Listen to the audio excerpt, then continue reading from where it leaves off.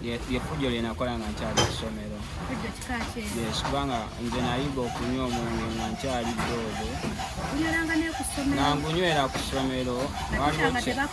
Anti waliwo kyali wange eyalina nga bo baali babeera mu katawuni. Kati nga ye aguleeta ku ssomero ne tugunywera ku ssomero. Kati bwe twagunywanga ate ne tulinnya emiti. Ng'ogenda n'okowa ingoma z'okutamiira ate n'owalampa omuti olinnya omuti n'otula mu ttabi. Kati nga tayimu etuuka oba mubadde mu break egenda okuggwako nga gwe already wayiseeko dde oli mu tulo. Kati